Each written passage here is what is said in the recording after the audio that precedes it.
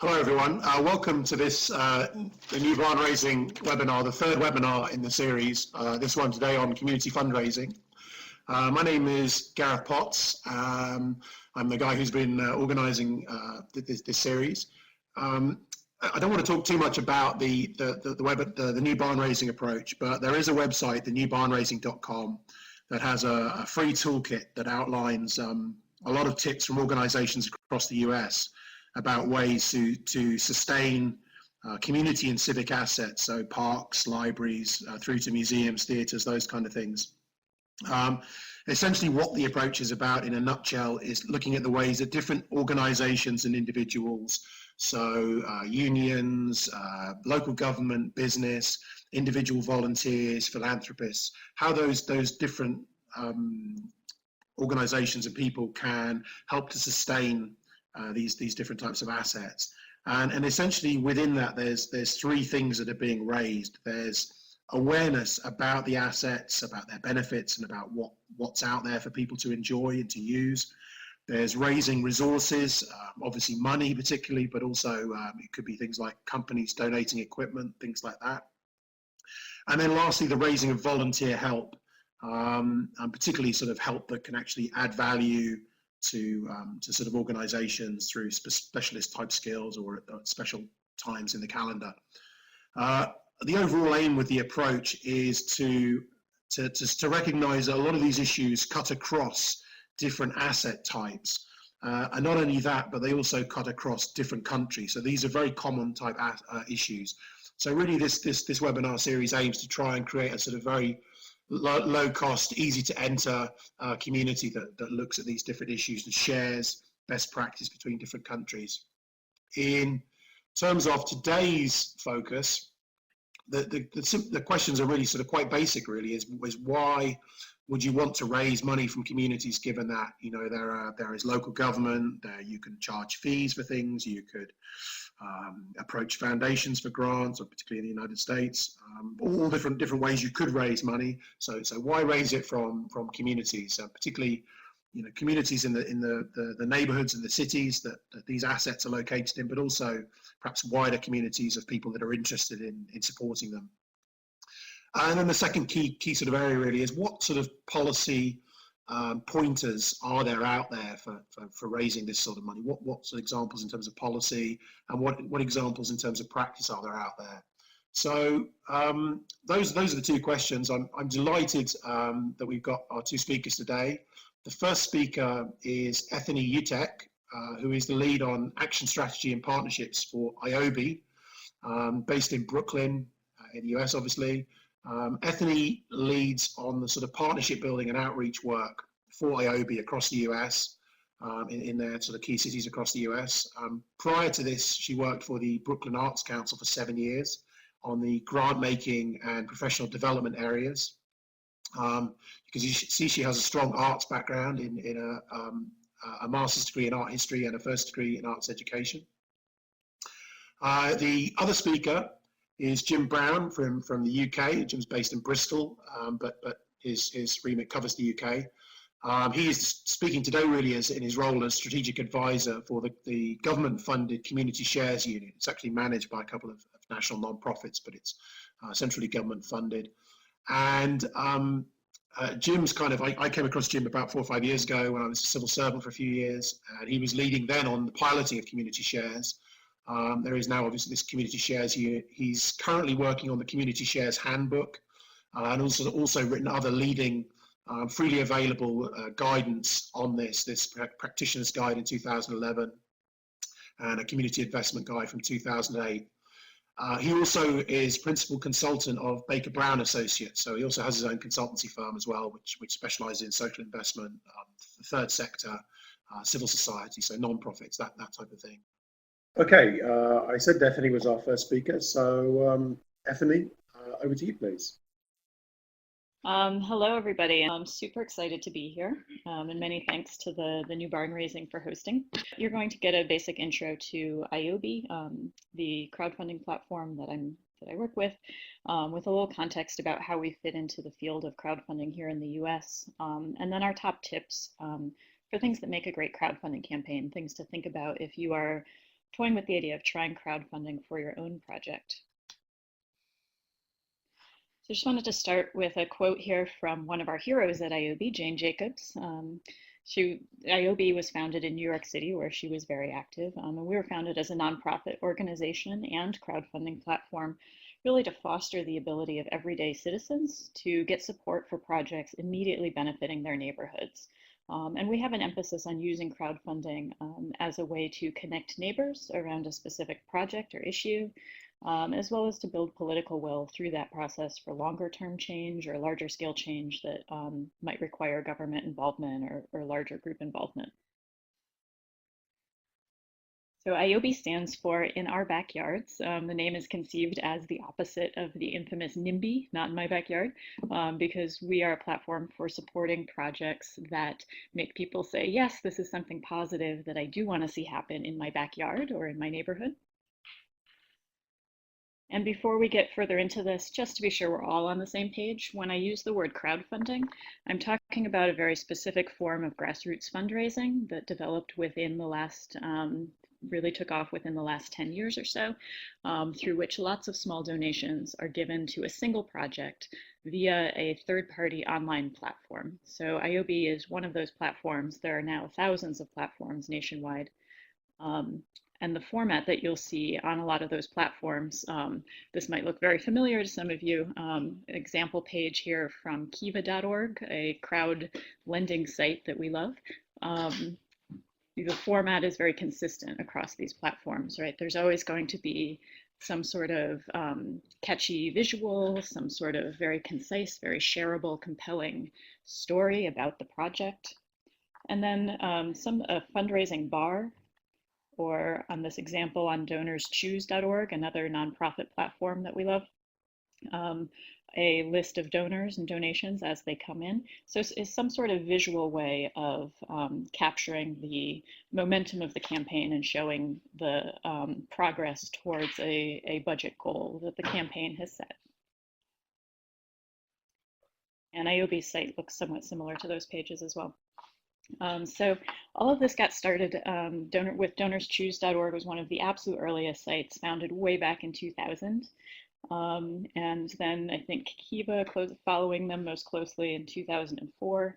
ioby was founded in 2007, when this was really still new enough that we were calling it online micro philanthropy, but honestly still I think there was some challenges around describing what this new model of fundraising was. And then in 2008, we have the Obama campaign here in the US, of course, became really famous for leveraging small online donations to raise a really significant sum of money. So around 2008, this idea, I think, really took of combining donations through the power of the internet, really took hold, and the crowdfunding field really exploded. So the slide here is a comparison of some of the larger sites. So DonorsChoose and Kiva, which are some of the earlier nonprofit sites who have been successful and who have stayed around. And then Kickstarter and Indiegogo, I think, are two of the largest international for-profit sites that have emerged more recently. And just to kind of position ioby within this world, so we're a nonprofit site and really have tried to use as our signposts as we develop our business model and our policies. We've tried to really refer back to the work that DonorsChoose and Kiva have done, because they, as you see here, they've had a very high success rate of projects over the years. They've distributed really large sums of money to quite a variety of projects over the years. And they're entirely focused on projects for the public good. And there's a lot of data available about their work. So we've really learned a lot from them along the way. Kickstarter and Indiegogo, there's a lot less data available. And they also have tend to have a much lower success rate and are not entirely focused on public good projects. You'll also see here that at the bottom of the chart, you can see kind of the niche, the intended audience for each platform. So every crowdfunding platform is really designed with a particular user in mind. So for example, Kiva is working with entrepreneurs in developing countries. Indiegogo is very general.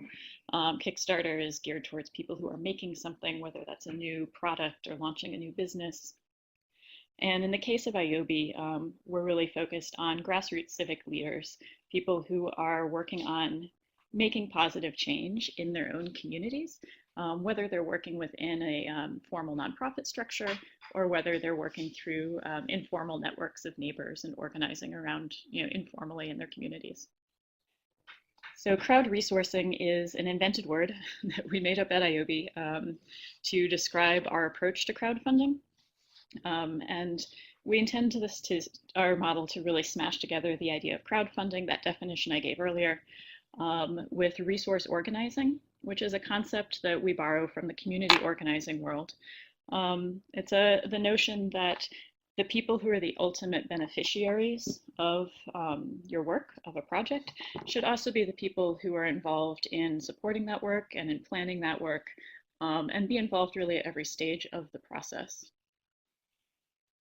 And we also, related to this, Gareth had the question at the beginning about why raise money from communities. I think our approach to crowdfunding very much emphasizes that through this crowd resourcing model, you're able to really build long-term engagement in the work and build long-term local stewardship of new projects if people have helped to support them from the point of conception. We really find that with a lot of our projects that the fundraising process is doubling as community building and doubling as building local stewardship for the end product of the campaign. Excuse me. So the largest budget we've had raised to date on our site is about $70,000 that helped fund a bike lane in Memphis.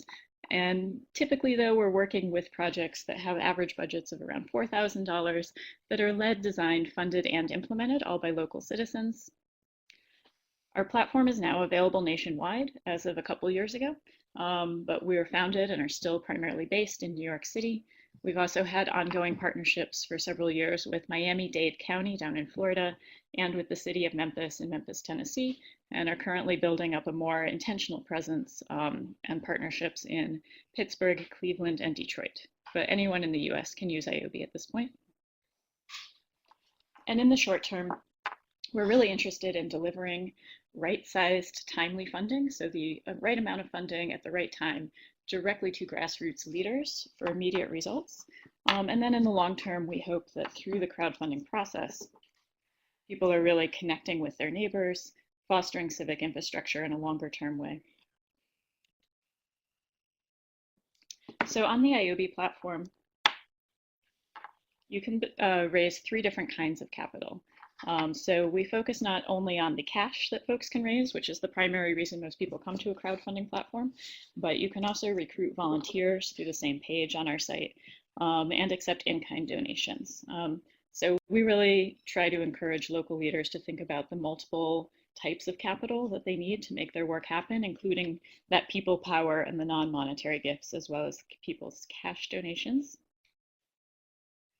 And as a nonprofit, the 3 primary services we're providing are training. We do a lot of workshops, a lot of webinars to train people in crowdfunding.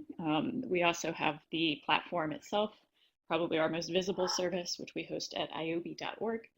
And then we do a lot of behind the scenes data measurement and reporting, always trying to figure out how crowdfunding can be a more effective, more accessible tool for grassroots leadership. We've worked with about 450 projects to date that have been successfully funded. So you're seeing some of those happy folks here. And I'm going to just skip through a few other slides of examples of past projects and just touch on some of the lessons we've learned when talking to people about crowdfunding, some of the myths that tend to stand in the way of blocking people from trying crowdfunding, or some confusions that arise around it. One of them is that you need that crowdfunding will only work if you have like an amazing, brand new, super glamorous project of some sort. This is not the case. People give to projects for all kinds of reasons. And it does not, we have people successfully raise funds on ioby all the time for sometimes very boring things like dirt for their community gardens or pieces of public infrastructure that you wouldn't think people normally get excited about. Another very common myth is that crowdfunding is entirely dependent on a large social media presence. And we like to envision it more positioned within older forms of grassroots fundraising that happen offline, that happen face-to-face at events, etc. So, there's ways to connect with people in the real world and then direct them back to a crowdfunding campaign page. And we do not actually find that people have to have a really huge social media presence to be able to run a successful crowdfunding campaign. And then finally, there's a large fear with crowdfunding around donor burnout. Or outside the nonprofit world, people would say, won't this like annoy my friends if I'm asking them for funding? So we find this is just a very common fear, especially among first-time fundraisers. And we usually encourage people to think back to the last time they gave to something that they believed in. And usually people have very good associations with that. So we really see this as folks giving their friends and neighbors and colleagues an opportunity to support something that might ultimately benefit them in their communities, or to support something that's going to make them, have a positive experience and feel good and be brought closer to the work that that group is doing. So a few of our top tips, if you're thinking about launching a crowdfunding campaign, and these would apply to any platform that you might be considering using. And we've certainly found them to be the biggest things to consider when launching a ioby campaign. The first one is you don't want to go it alone. You really want to be sure that you're building a diverse fundraising team.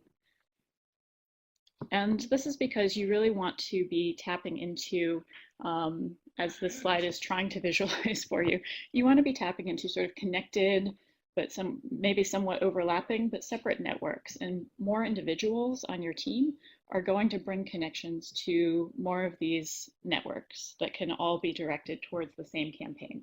And you also want people on your team so that the message of what you're working on is really being amplified through people hearing about your campaign, ideally from more than one person in their world, from more than one source. If they see somebody posted on Facebook and then later one of their colleagues mentions that they saw it written up in the local paper, and then you send them a personal email to make the ask for a donation, that person's going to be more likely to give than somebody who only hears about this once and it feels like the campaign is maybe happening in a bubble.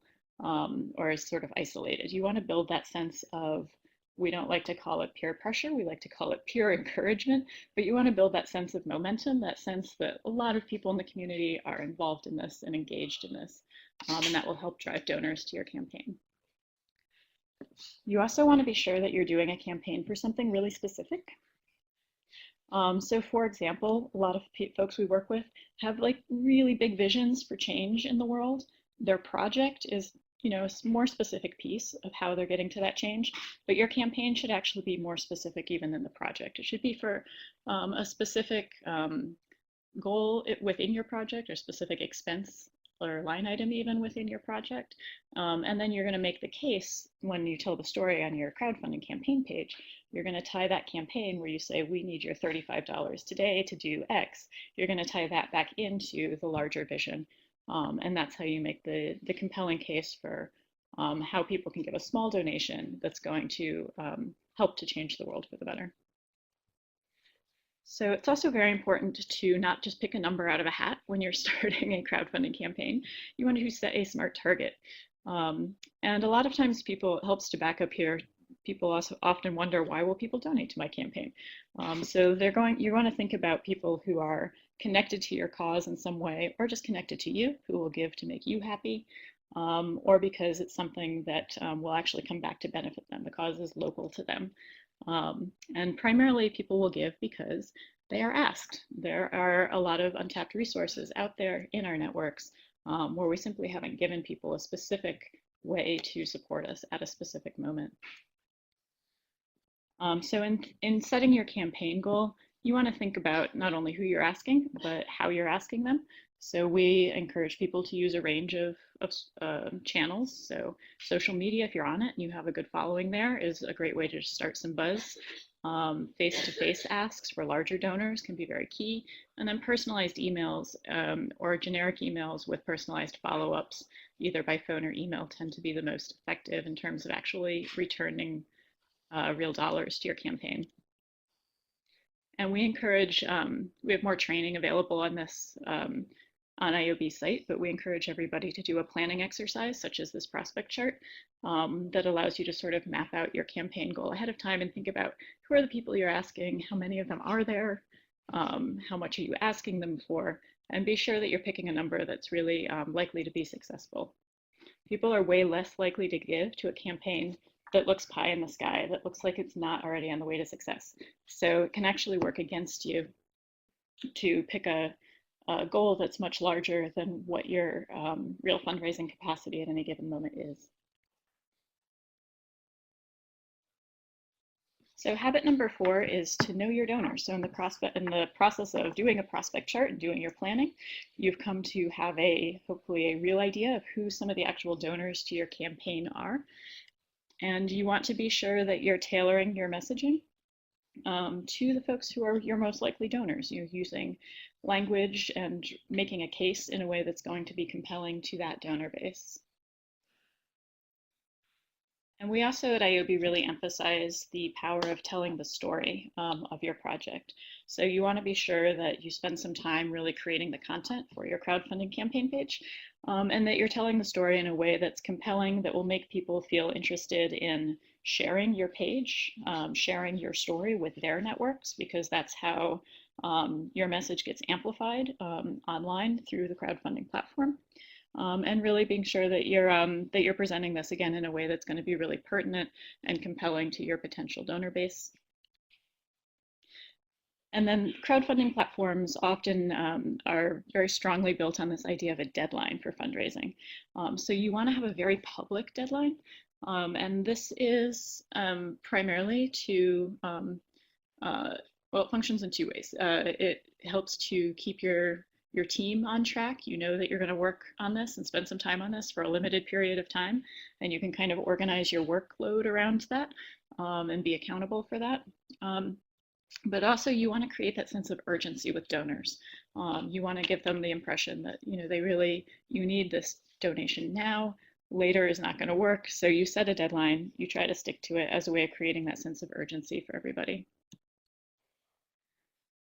And then our final tip is just this a little bit of a catch-all. We call it plan more, work less.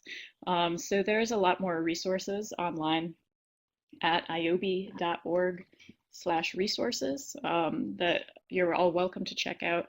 And we encourage everybody to do a really thorough planning process before launching their campaign, so that your campaign can feel like less work, can feel like you're following a roadmap that's laid out, and you start with a solid expectation of the amount of time that you and your teammates can expect to be putting into working on your campaign.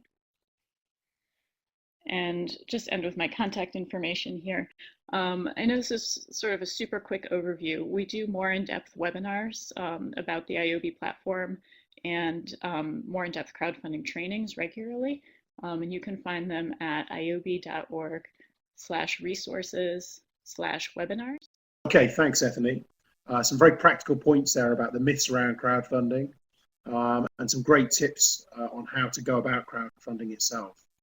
We're going to see a short, sort of 2 minutes or so clip now, video clip on community shares. It's produced by the Community Shares Unit, and then we'll go straight into the presentation by Jim Brown. Once upon a time, there was a community that didn't want the last pub where they lived to close down. They had great ideas about how it could be much more than a pub, but they needed money to make their dreams come true. The banks didn't think the community could make it work, and the local council didn't have any money to spare. But there was a group of people who did believe in them. Themselves. If they all pulled together, they could pool their money, from the well-off to the not-so-well-off. More than 200 enterprises in the UK have raised finance this way. From football clubs to piers, wind farms and local transport. What links them all is they respond to a need a community wants to see fulfilled. More than 40,000 people have already invested this way, often from as little as £50, but have raised amounts from £20,000 to more than £1.5 million. All this money was raised through people buying shares. But these weren't ordinary shares. They were community shares. Community shares don't work like normal shares, where you might be allowed to sell your shares to someone else. And your investment isn't a donation made in the hope that things will work out. At the heart of a community share issue is a business plan and offer document that shows how the money being raised will enable good things to happen. Your money will be backing something that has a real chance of success as a viable business. And when a community backs an idea by investing, it makes it more likely that other people will too. And the more successful the enterprise is, the more likely it is that people will get their money back. You might even get interest on your shares and a tax break on your investment. Regardless of how much you invest, you all have one vote. That means you and the other investors control the enterprise. And if you think it's being run badly, you can do something about it. Sharing ownership with others means you share the risk and the benefits. We're helping enterprises, supporters and advisors to use community shares. And communities can even run their share offer directly through our Microgenius platform. So if your community believes in something, then investing in community shares can make it happen.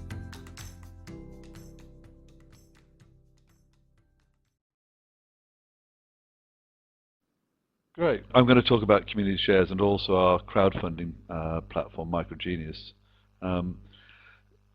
Right at the beginning, Gareth, you posed a question about why, and the big why for us is about community ownership. And in terms of, perhaps contrast with ioby, our focus is specifically on communities and community needs that can be solved through an enterprise approach. So when we talk about community ownership, it's community ownership of enterprises that serve those communities. And as the little animation suggested, it could be anything really. It could be shops, pubs, football clubs, renewable energy schemes, cafes, restaurants, food growing schemes. It's a whole range of things that serve communities, and our big goal is to take those into community ownership. Now, I'm going to start by explaining what community shares are, and before we then get on to look at the sort of crowdfunding techniques that we're using, and start by trying to describe the context of this, because we're focusing on equity finance, and in the UK we've got two bodies of corporate law. The main one, which is company law, which is what you have also in the US and is very, very similar in its structure. And then we have this obscure and rather underused body of corporate legislation that was originally developed over 100 years ago for the cooperative movement, and has typically been underused and sort of has become outdated. And it's that body of corporate law, the cooperative law, that we've been really bringing back to life in community shares. And this first slide is really just explaining how equity investment works. And the big problem with it is it works really well for private ownership, but it doesn't work at all well for distributed ownership. If you have lots of small owners, you have a real problem. The big problem being that you can put your money in, but how do you get your money back out again? Particularly if it's too small to be listed on a stock market. And typically in the UK, you can only really get a proper listing if your capital value is over 25 million.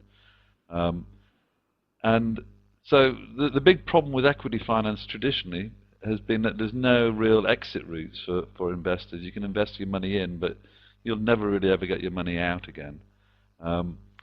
So what we've been using is a different form of legislation. It's called the Cooperative and Community Benefit Society legislation, and it has a totally different type of share capital. It's called withdrawable share capital, But one of our jobs has been, we've been rebranding that as community shares, partly because when you start talking about withdrawable share capital, people go to sleep, basically. They think they begin to switch off. I mean, already as soon as you start talking to the public about equity finance, they feel it's something that's not part of their world.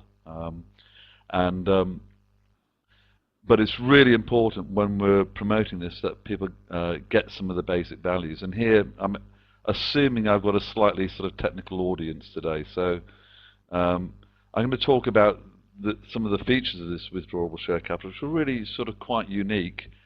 I think there are equivalents in the US, but I mean, as I understand it, corporate legislation is a much more complex beast in the US. And some of these features might only be available at a state level rather than at a federal level. But if you are interested in this sort of methodology, it might be worth having a look at what sort of legislative opportunities there are. Because, of course, those of you who know crowdfunding, the one area of crowdfunding that I don't think is still acceptable in the US is equity crowdfunding. But maybe we can cover that in the discussion section. I don't think in the federal government allows equity crowdfunding sites to be created. But coming back to what our community shares, well, they've got a whole load of really interesting features. The most important one is that it's a sort of hybrid form of share capital that sits somewhere between equity and debt. So how it solves the exit problem is that the shareholders, they can invest their money in, and they have the right to withdraw their investment subject to terms and conditions when they need their money back. So it's got some characteristics of equity and some of debt, but it solves a big problem for member investors. That when they want the money back, there is a way of getting that back. The share capital does get a interest payment on it. That can be restricted and discretionary. It's up to the board, up to the annual general meeting to decide how much interest and whether it's going to be paid or not. It has another feature which is really important, but maybe it might be quite difficult to explain. It has a thing called an asset lock. And what an asset lock does is it prevents capital speculation. The word speculation somehow missed from the slide there, but what it does is prevent people buying and selling shares for a capital gain. And that's another really quite important feature of this share capital. The third thing about this that makes it much more suitable for community application is that it's a democratic form of shareholding, because it doesn't matter how much you invest, and there are limits on how much an individual can invest legally up to £100,000. But it doesn't matter how much you invest, you still only get one vote. And for all of these reasons, the sort of special features of this capital, the public offer of this type of share capital is exempt from financial promotion regulations. In the UK, and even more so in the US, there's very, very developed regulations around how you promote financial offers. And in this country, withdrawable share capital like this, community shares, are exempt from the regulations, primarily because it's not seen as a financial promotion, it's seen as a social promotion. So we've been going for, well, the Community Shares Unit, we started out as a research project in 2009. In 2012, we were funded as a sort of infrastructure body to develop the sort of legal, regulatory, and the competencies infrastructure for doing this in the country. Since we've been going, we've seen over 500 new societies being registered. So we've got about 500 projects out there that are active. 200 of those have now completed a share offer, and collectively between them they've raised about £50 million, which is in share capital, that is, which is roughly what, about $75 million from about 50,000 members. Typically the average sort of offer that we're doing based on microGs is about £175,000, and typically a single offer will attract about 250 members, and you've got there some sort of average investment per member, about typically £386, or about, what's that, about $600 or so. this is just a slide talk. I mean, when we're developing a share offer, there's 4 key things that we look at. One is the actual underpinning business model for the project, whether it's viable, profitable and sustainable. Another key pillar is about community engagement, that you have a community that has the scale and scope to do this, that it will be able to, the project will attract support and be able to build membership. That the project engages in a good governance model, has an appropriate legal form, that it's got rules that are conducive to what it's trying to do, and that it embodies good practice. And then finally, the offer document, which is how we communicate the offer to the public, that it's accurate, informative, and that you have some form of campaign behind it. So that's really the context of community shares. I'm now going to start talking really about how this translates to crowdfunding. And I mean, this first slide, in the UK, we tend to refer to 4 different types of crowdfunding. We have donation-based crowdfunding. We've got what's called rewards-based crowdfunding, where you make a donation and in return you get something back. There's lending-based crowdfunding and equity investment crowdfunding. Now, Microgenius, what I'm going to talk about is the latter. There is also in the UK, private companies have equity crowdfunding sites, which I don't think is at all possible in the US. And I mean, I think the next slide just sort of helps illustrate some of the big differences. Well, I'm going to be talking about Microgenius. Microgenius started out as, and still is, really a research tool for us. We do carry live offers. How the whole of the community shares, how we do our work is by learning from experience and just practically doing things, and then reflecting on why does that work, and to understand good practice by finding out what works. And really the Microgenius platform we've built as a replica of a private equity crowdfunding site. We've used the same software and adapted it for our use. But it does all the basics. It provides a sort of tool that interfaces between a local community enterprise and its supporters. It provides a secure payment facility. It helps build a shareholder register. So it provides the ownership, the administration system for the new society. It provides some form of social media and online presence, and it's also a very visible sort of portal for all for the share offer itself. Now, this next slide, because equity crowdfunding is quite big in this country. There was some research done towards the end of last year, looking at all done by the University of Cambridge, looking at what we call alternative finance, which is their word for crowdfunding, and it was comparing the different types. Community shares is a special category of that, and this slide here just focuses on one of the questions which was asked to all the different types of crowdfunding platform was what was the motivation for investing or giving, these are this is on the left there. You see why people invested in community shares, and then in contrast to why people invested in private equity crowdfunding sites. And you'll see first, what the stark contrast is between those 2 types of offer are. People who are investing in community shares were doing it to make a difference. People investing in equity crowdfunding were doing it to make a financial return. Whether they will or not is another matter, and maybe that's again something that we can cover in the Q&A section.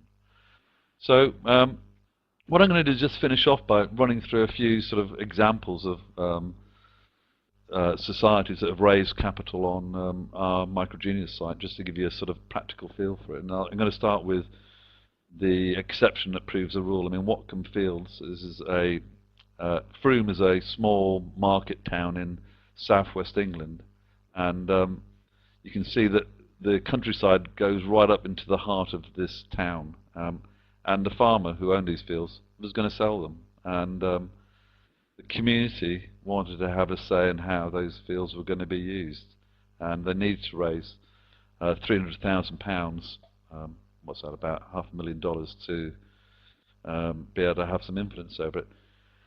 Their share offer, they set out to raise their minimum target was £100,000.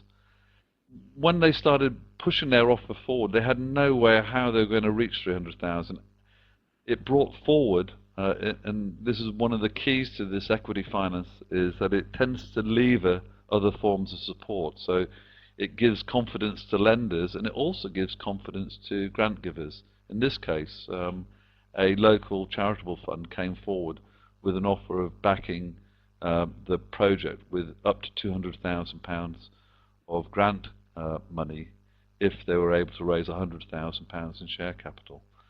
In the end, they recruited 170 members. They raised £146,000 through their share offer, and the charitable trust came in with the remainder. So now they own these fields. They haven't got a business plan yet for the fields. They don't know how they're going to use them. Contrary to what I was saying earlier, this is it's an enterprise waiting to happen, but now that at least they have the asset on which to build the enterprise. The next slide, a big area for us is around community energy and renewable energy schemes. And this is Sunart is a community hydro scheme up in the Highlands and Islands of Scotland, a very remote community, and where there was a dam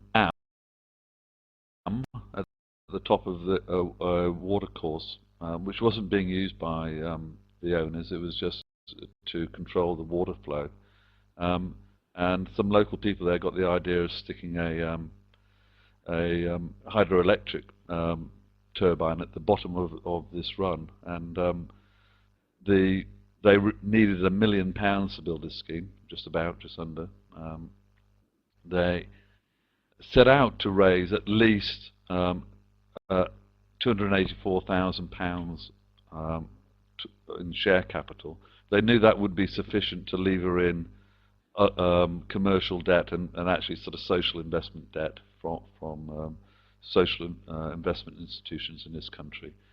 In the end, they managed to raise £750,000. They've recruited 265 members, 60% of whom actually do live within a 20-mile radius of this development. It raises some interesting questions about what we mean by community. I mean, usually what community will always have a strong geographic focus, but there is also a community of interests that support renewable energy projects. And in this case, I think there was a broader sort of Scottish identity behind the offer, where a lot of people in Scotland are very aware of the issues facing remote highland communities. The community benefit behind this hydro scheme is that its surplus profits are all go into a community benefit fund that's used for social projects in the area. Then there's a final one that I want to talk about, which is Hastings Pier. It's one of our it was one of our original pilot projects back in 2009, and it started out as a crazy proposition. It was a burnt-out, abandoned pier that had been used as a rock music venue, and then just abandoned by its owners, who were an offshore company. And that was because the pier had become unusable, unsafe, and was seen as a huge liability. It was a falling down structure.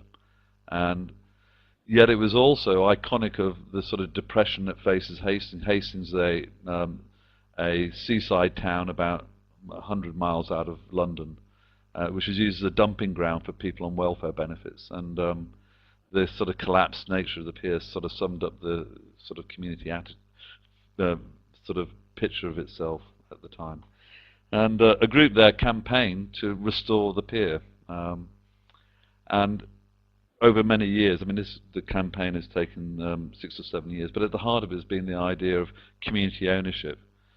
And as you'll see, I mean, the total capital we've raised for this project now has been 14 million. A large part of this has come through grant-giving bodies that are supporting sort of heritage structures, but they've been hugely encouraged by the community ownership model of this pier that will, A, its sustainability be to run as an enterprise, but B, that will be reinforced and embedded through community ownership. And they've recruited over 3,000 members.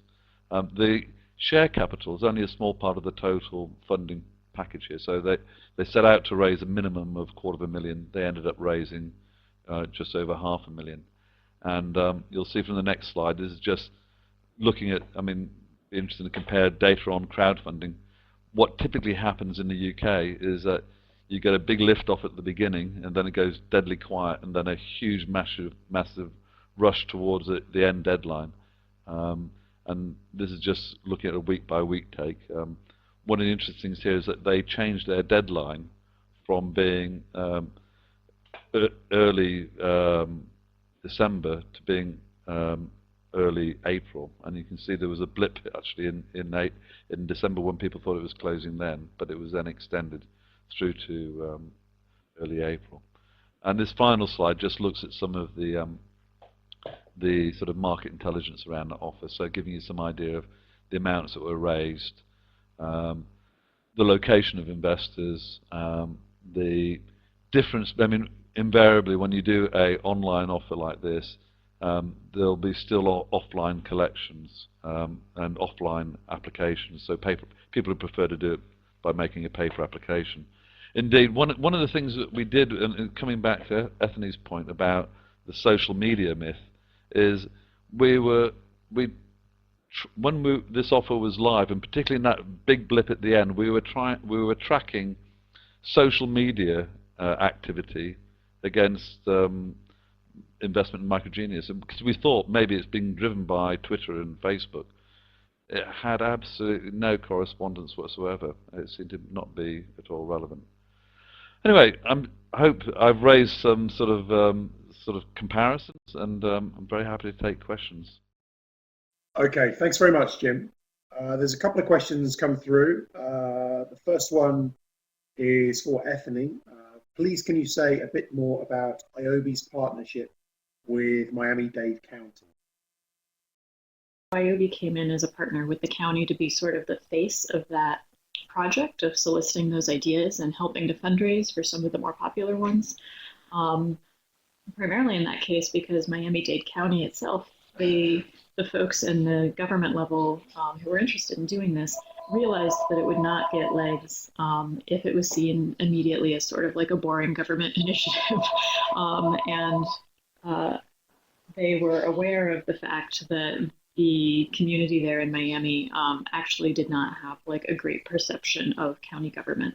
So ioby was there a little bit, in a sense, to put a fresher face on the initiative, as well as to bring our expertise in crowdfunding and the actual like tech built into our platform, so that the county didn't have to build out something separate.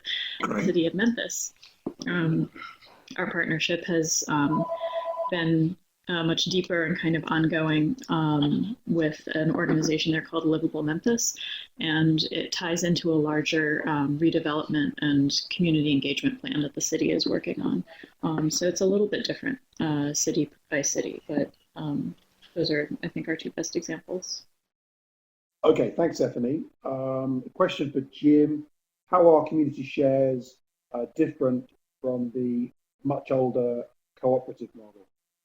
Jim. Co-ops have traditionally focused on the interests of a single stakeholder group, be it customers or workers or suppliers.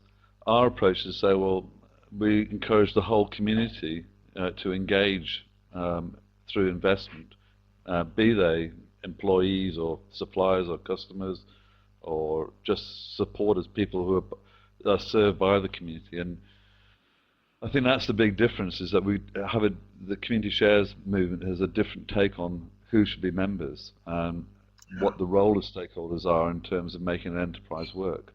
So it's really a much more communitarian approach than the sort of single interest group focus that co-ops have had. And I think that the impact of that is still being digested. I think the other thing is about the nature of the way in which we've combined certain features. So, for instance, we're quite adamant about the use of asset locks to remove the capital gain equation from investor interest. And I think that's had quite a big impact. And not really fully understood by people yet exactly what, particularly within the co-op world, where they've got a slightly muddled view, I would say, on the importance of what I would call common ownership or common property within a ownership model. But there's quite a legal and technical argument about the nature of share capital. Okay, thanks, Jim. I can't see any more questions coming in, and I'm keen to end these sessions within the hour, if at all possible. So I'd just like to thank the two presenters again, Jim Brown, speaking in his role as advisor to the Community Shares Unit in the UK, and Ethany Utek of ioby in the United States. They've both given two very, very informative and yet very different takes on this issue of crowdfunding, so different types of crowdfunding. So thanks to them, and thanks also to you for listening. Thank you.